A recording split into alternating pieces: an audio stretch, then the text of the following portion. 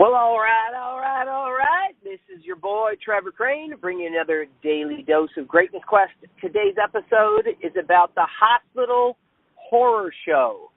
Really, what's most important about this is how you can prepare yourself for success versus being overwhelmed by chaos. Cowboy. Welcome to a daily dose of Greatness Quest with your host, Trevor Crane, my daddy. He is going to help you take your life and business to the next level. Here I come to save the day. Trevor Crane here, 11-time #1 best-selling author and the founder of Epic Author Publishing, coming to you live every day so you can plug in every day to build your ideal business so you can live your ideal life.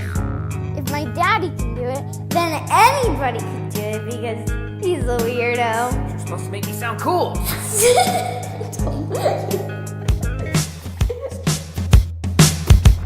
All right, well, welcome back. And today, I'm just leaving the hospital. If you guys don't know it yet, my son was just born, and so I went into the hospital on a Monday, I went into the hospital on a Friday. It's now been 3-4 days. I'm leaving the hospital on a Monday, and I'm leaving before my wife. My little baby boy, little Maverick Caleb Crane, is still in the hospital, and he's been in the NICU, the emergency room, or that's for observation or whatnot, since he's been born. So you can imagine that on Friday we went in, and my wife was pregnant, and she was way overdue. I think she didn't deliver until she was 11 days over her due date, and we've had a lot of chaos, and we had a lot of things to prepare for. We had originally gotten prepared for this trip. We were going to do the whole birthing process at home, and so we did all of the homework on hypnobirthing and natural childbirth, and we had a midwife team going to join us at our house, and we did the whole idea of doing an underwater birth and a lot of natural things we're going to do at a birthing tub or a swimming pool or the jacuzzi or something, and then everything changed, and oftentimes everything does change. And leaving the hospital just now and going from hospital room to hospital room the last 4 days has been crazy town. It has been a horror show from like one thing to the next. I'm not just talking about witnessing the birth, and if you haven't seen that before, oh my God, I can't believe what women have to go through to make this happen. And thank God for epidurals, because that's what my wife got for this event. And I'm not even going to get into that. That's not about today's episode. Instead, it's about all of the chaos we had from room to room. See, the hospital staff moved us along from into the first suite we were in, which was kind of a really pretty suite overlooking this ocean over at Tampa General Hospital. It was gorgeous, but we had so much crap I couldn't hardly fit it in the room. I had my stuff, my wife's stuff. We had sleeping bags, pillows, blankets, clothes, extra food and stuff for my wife and stuff for my daughter, and like a million things. And then just bringing all this stuff, we completely were so unorganized that we just brought, and we didn't know what to expect, so we brought way too much crap. And then we had to move all that stuff from one room into the next room. In fact, and after the baby was born, we were basically given 2 hours to deal with all that madness and everything they got to do with measuring and testing and all the poking and prodding and all that stuff that happened. We had 2 hours to get out of the hospital room we'd just been spreading out and making a mess for 2 days. And then we had to go to another little hospital room, and then we were in there for a little while. We have our own little private room, which is really nice, but it's a little cell. It looked like a jail cell compared to what we were in. And then we had our whole family trying to be in there. Again, anarchy. And then to get all the stuff from that room into the NICU, because my son had to go in for observation, no real issues. They just wanted to make sure he watched him for different things about his breathing and about his blood sugar and a million other things. Here's the deal. I have felt overwhelmed by the chaos instead of being prepared for success. And this happens all the time. And when does it happen? It happens when we're not properly prepared and when we don't see the road ahead. This is one of the reasons why I like mentors so much, is that they've already, if you find the right mentor, they've already not just been down the path before themselves, but they've helped escort other people through it. See, the doctors and nurses have been our mentors here at the hospital, and they've been escorting us through the process. Of course, they don't help me pack my bags, so instead I pack my bags, which takes me 2-3 hours to get from room to room. We're just now packing up half of our crap to get it home and take it home before the baby even comes. So we have room in the car for all the crap that we're bringing. And I get out to the car, and I don't even have my damn car keys because I'm so unorganized. I don't have my places and systems and processes in place, and I can't even remember where I put my keys. Because, see, normally I don't live at the hospital. Normally I go home and I hang my keys up. But when I'm in the car, I know where my keys go. And when I'm walking around, I know the keys are in my pocket. Those are the three places the keys are. But this isn't my pattern to go to hospitals and hang out for the better part of a week. And I'm going to go back and we're hoping we'll check out later today or tomorrow.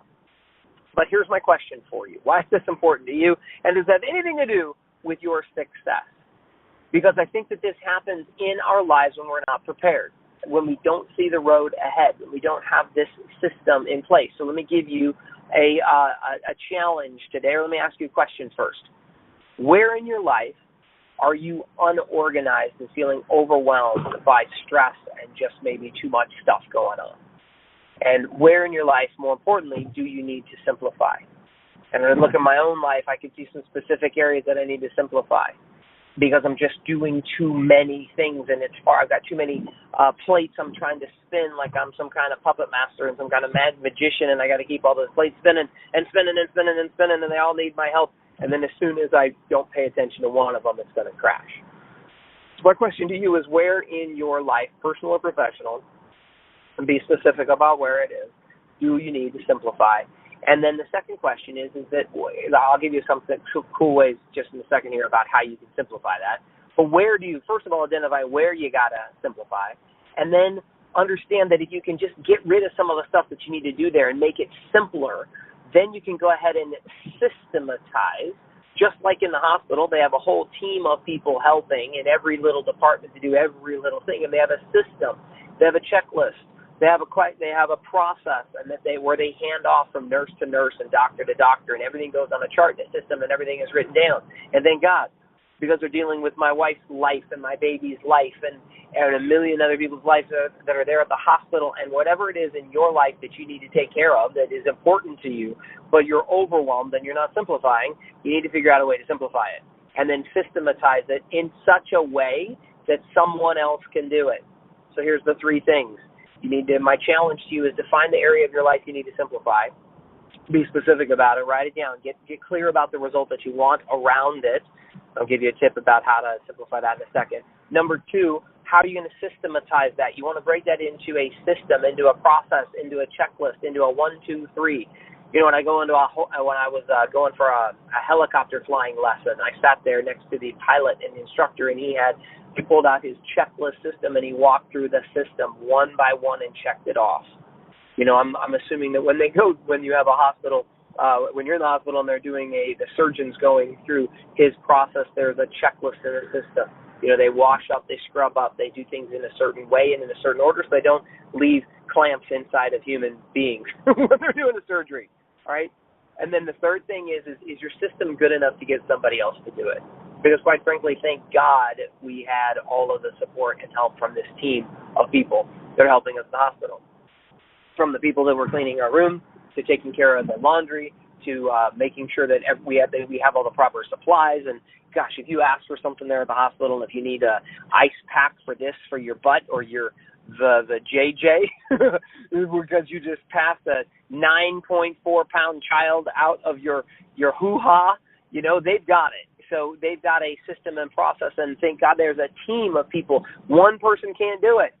Too oftentimes in our lives we think, if it's going to be, it's up to me. But instead, what you need to be is be really specific. Find the thing in your life that is next that you need to simplify. Systematize the process to get the result that you want in such a way that you can get the recipe every time, and then you can get somebody else to do it. This is also part of the formula of the entrepreneur's job. I'll talk about that on another episode. We're modeling some of the steps here. But here's the thing. That's my challenge to you. Go out and find this area to simplify, and I'll give you the tips right now about how to actually help you simplify a little bit. As you make a list of, let's say you decide that there's this area in your life and something specifically that you want to simplify and a specific result that you want to get.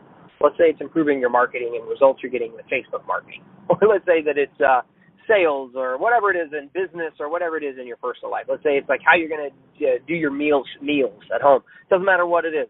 Be specific about the result that you want. Let's say it's meals. I want to eat healthy food. I want to have plenty of it around me so I don't eat all the junk. And I want to make sure that the food is giving me fuel and it's making me happier and smarter and all that crap. Like I'm eating good stuff, right? Good food. So what do you need to do? Well, get specific about the outcome. Hey, I want to have healthy food. Now define what healthy food looks like. That's getting specific, okay?